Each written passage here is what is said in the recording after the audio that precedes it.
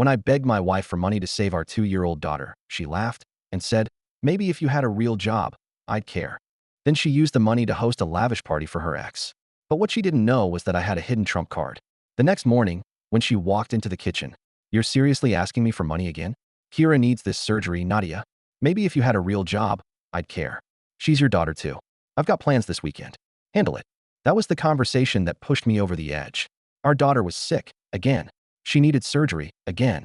And the woman who shared my home, my last name, and the title of mother, chose a party over her own child's life. But I wasn't helpless. Not this time. I had a trump card. And when she walked into the kitchen the next morning, everything changed. I've read plenty of posts here thinking, damn, that's wild. Never really imagining I'd be on the other side of one. But here I am, typing this out while my daughter sleeps soundly in the next room, a year older, healthier, and smiling like she didn't almost die last year. Let me back up. My name's Leon, 38. I'm a freelance cybersecurity specialist based in Maplewood, New Jersey. I work from home, mostly managing risks, patching vulnerabilities, cleaning up breaches, stuff people rarely understand until they need it. The pay varies. Sometimes I bring in good money. Other times it's a feast or famine situation. My wife, ex-wife now, Nadia, worked as a financial strategist at a Manhattan hedge fund. She always made sure I knew she was the real earner in the house. We met in college at Rutgers. She was magnetic, sharp, confident, charismatic in a way that made everyone in the room turn their heads. I was more of a quiet type. I liked systems, patterns, and code. We got together in our junior year, got married 5 years later, and had our daughter Kira a few years after that. Kira changed everything. She was born with a congenital heart defect. We knew from the start that her life wouldn't be easy. Frequent hospital visits, surgeries, medications. I adapted. Nadia tolerated it. At first, I chalked up her distance to stress. She had high-stakes clients, worked crazy hours, and wore her exhaustion like armor. I tried to be the stable one. I stayed home more, took fewer gigs, raised Kira while she climbed the ladder at work. I didn't mind. I loved being there for our daughter. But Nadia resented it. I could feel it in the way she looked at me, like I was someone she outgrew. Things really started breaking down around Kira's second birthday. She caught a respiratory infection that wouldn't clear up. Her energy plummeted. She was pale, lethargic, struggling to eat. We took her to the pediatric cardiologist, and they told us the infection had triggered complications with her heart condition.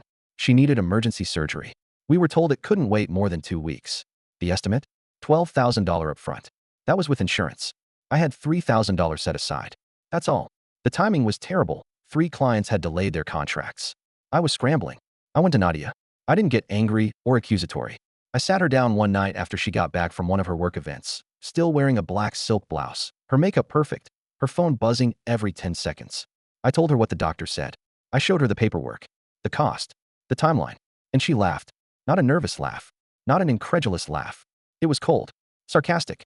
"Maybe if you had a real job, I'd care." That's what she said, word for word. Then she poured herself a glass of wine and walked out of the room like I'd just asked her for cash to buy a video game. I was stunned. For a moment, I thought maybe she was just being defensive. I tried again the next morning, asked if she'd reconsider. She didn't even look up from her phone. "I've got plans this weekend. Handle it." I saw the charge later that day, $6,500 on our shared credit card to a catering company in Brooklyn. She was throwing a party. For her ex, Milan. Not just any party. This was some kind of high-end birthday bash in a private loft with a rooftop view of the city. People in suits and cocktail dresses. I only found out who it was for when I saw the invite on her Instagram stories, which she forgot to block me from. There was Milan, arms wrapped around her waist, grinning. Some captions about true connections never fading. I lost it, but I wasn't surprised. Not really. Something had been off for months. She came home later. Took weekend business trips that didn't match her work calendar. She didn't touch me. Didn't talk to me unless it was about bills or logistics. I didn't want to believe she was cheating, but it all added up. Still, I was focused on Kira. I started calling friends, family, everyone I could think of. People helped where they could, $100 here, $200 there, but it wasn't enough. I started a GoFundMe, but time was running out. I didn't sleep for 3 nights. Then I remembered something. Months ago, I found encrypted folders on our home NAS drive. I hadn't opened them at the time. I respected her privacy. But now I don't care.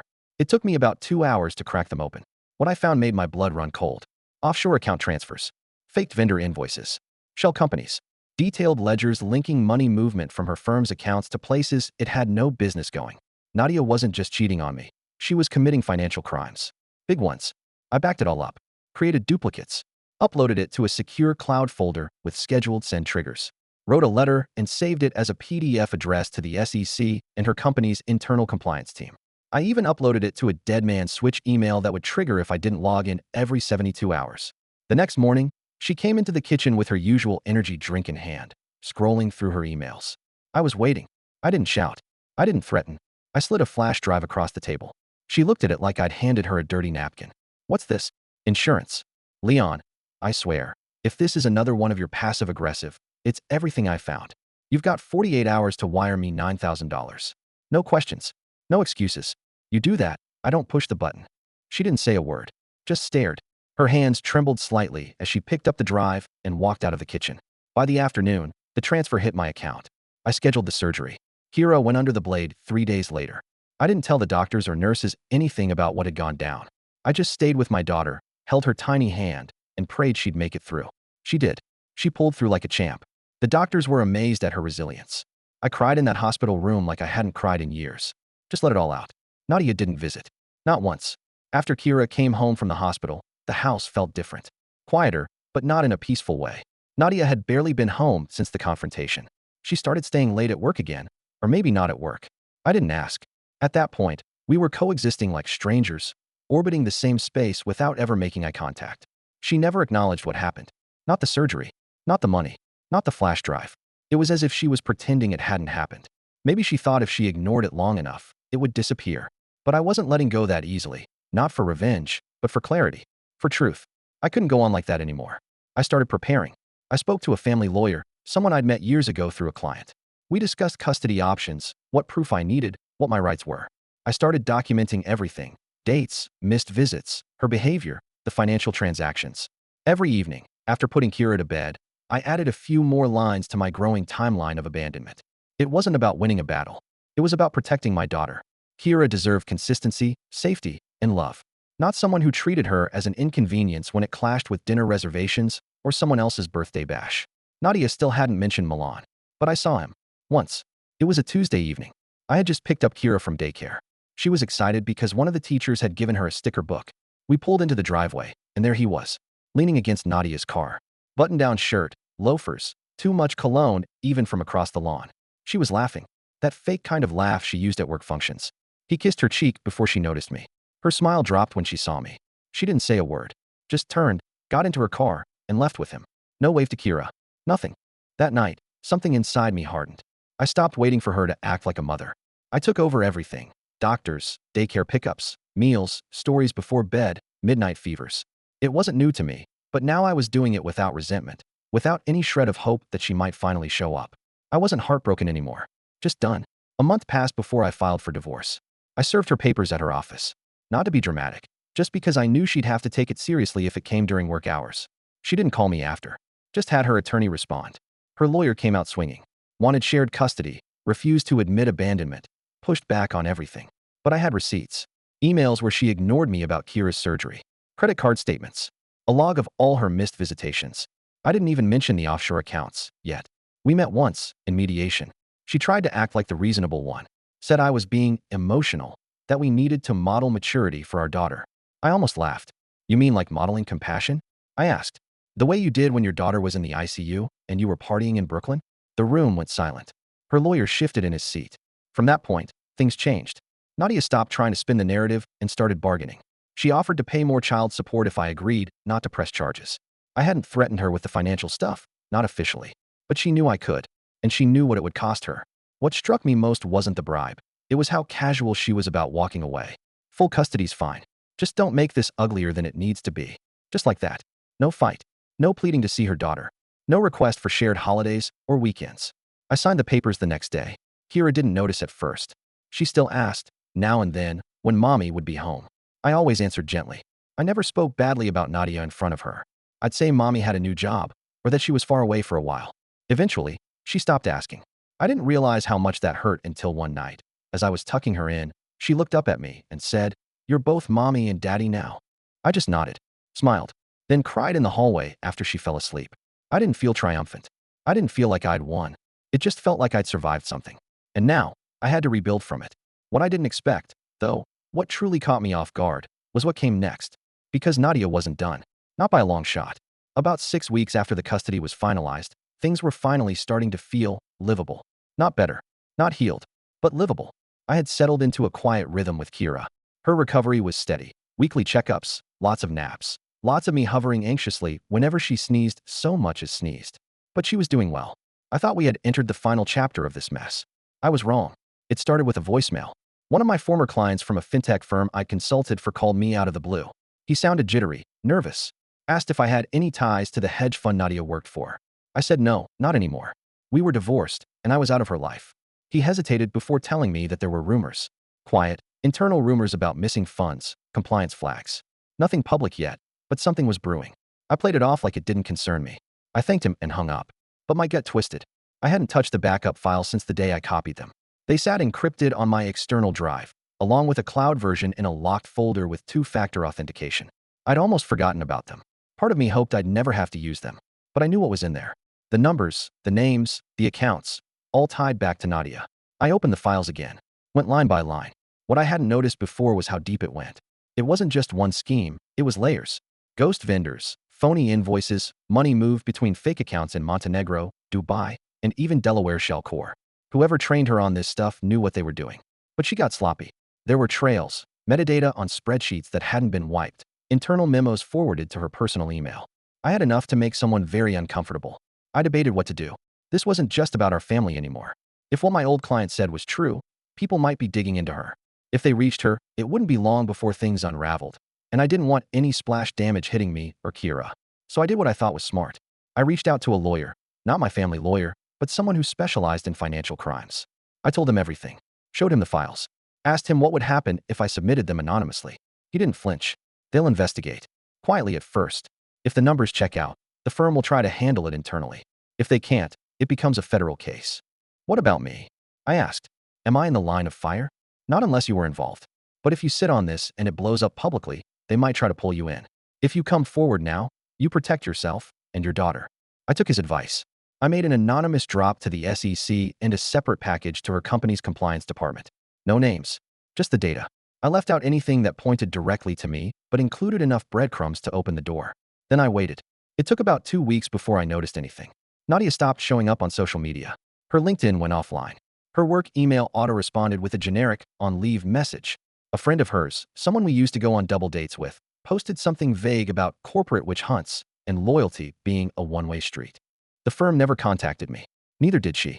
But the silence said everything. Still, I wasn't prepared for what came next. One morning, I was getting Kira ready for daycare when there was a knock on the door. I opened it to find 2 people, plain clothes, early 40s, professional but serious. They introduced themselves as agents from the SEC. They weren't there to accuse me of anything, but they did want a statement. I let them in, offered coffee. Kira sat in the living room, distracted by her cartoons, while I told them everything I knew. How I found the files, how I discovered her spending, how I suspected but never confronted her directly after the money transfer. I didn't lie, but I didn't embellish either. They listened, asked for copies of everything I had, and thanked me. Said they'd be in touch if they needed more. I asked if she was being arrested. They exchanged a glance. One of them said, "Not yet." That night, I got a call from a blocked number. It was her. Her voice was low, tense. No anger, no drama. Just one question. "Was it you?" I didn't answer. There was a pause. Then she said, "You've ruined everything," and hung up. That was the last time I heard her voice. The aftermath was strange. There was no massive scandal. No media coverage. Just quiet disappearances. Nadia resigned from her job to pursue other opportunities. Her name disappeared from the company press. The loft she'd moved into was listed for rent a month later. But the part that still baffles me, she never tried to come back for Kira. No custody challenges. No messages. No gifts on birthdays. Nothing. It was like she erased herself from our lives. I thought maybe she'd resurface eventually. Try to spin a new narrative. But months passed. Then a year. Kira stopped asking about her. The only time she brought her up was during a game of pretend, when she told me her doll was gone to the moon and didn't come back. I didn't know whether to laugh or cry.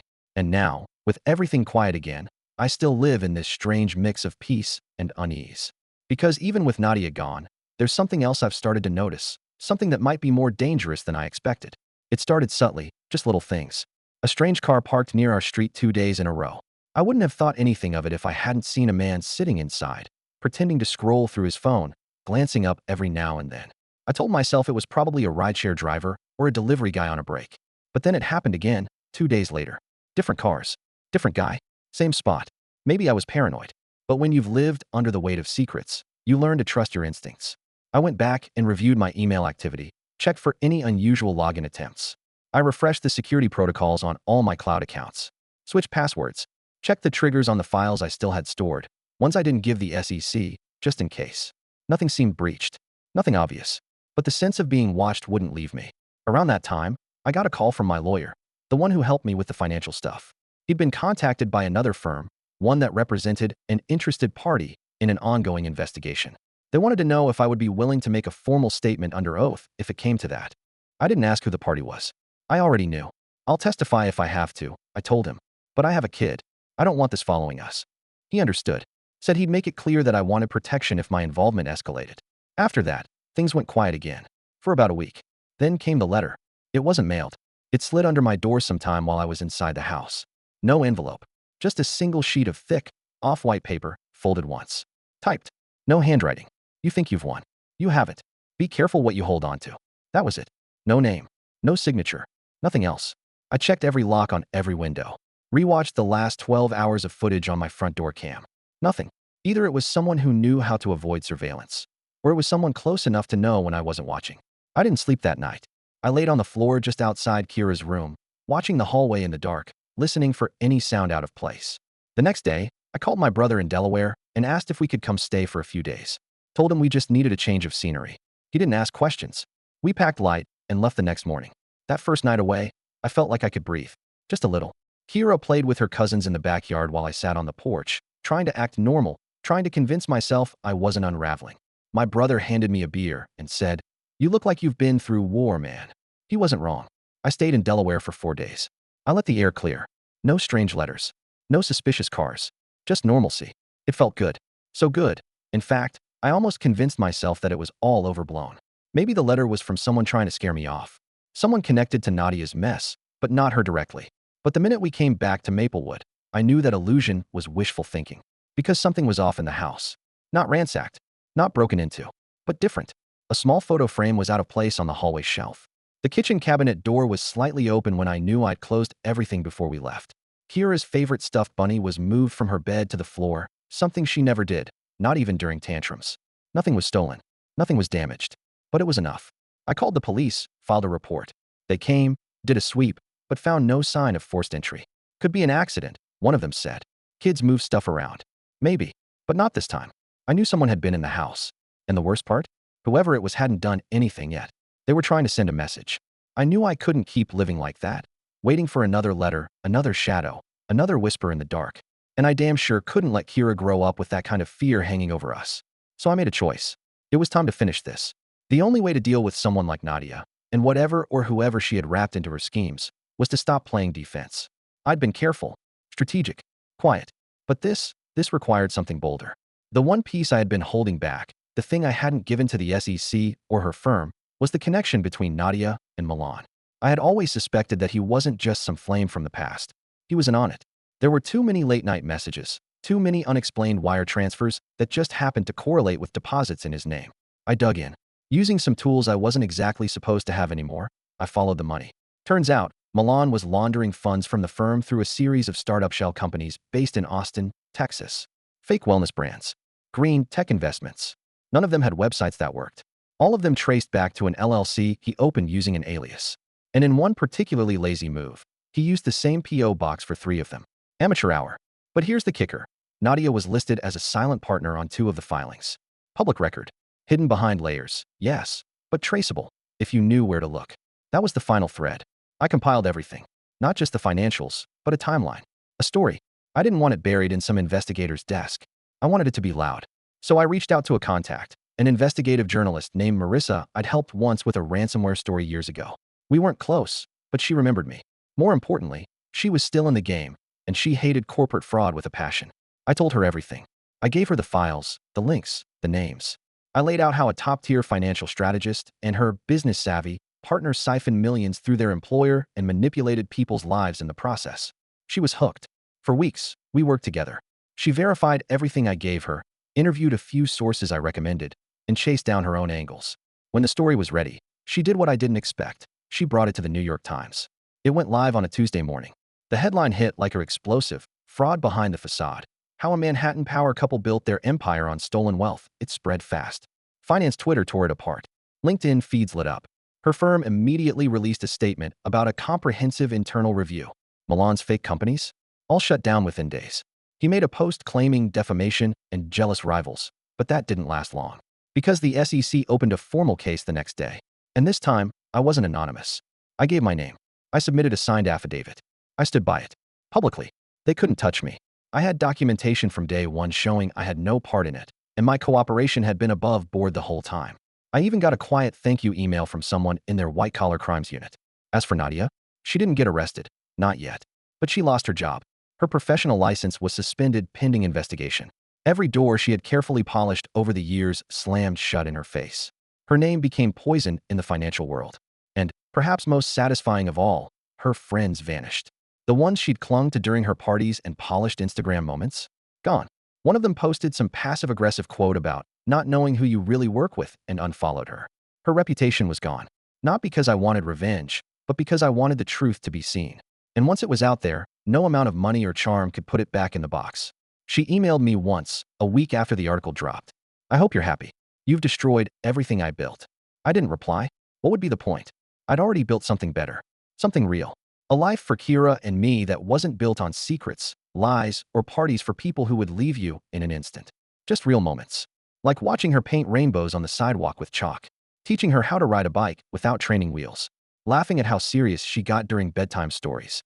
In the end, Nadia didn't lose everything because of me. She lost it because she bet on the wrong version of herself.